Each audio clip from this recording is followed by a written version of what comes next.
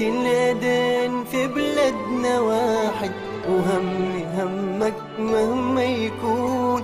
ويا عنها زمن قالولي مصر جنة رب الكون، وحكولي عن ناس هوانا، وانا بحلف انها ساكنة في من العيون.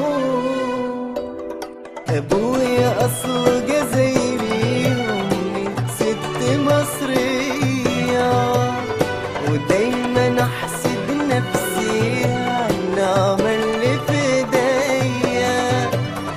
ابويا اصله جزائري وامي ست مصرية، ودايما احسد نفسي على النعمة اللي في ايديا.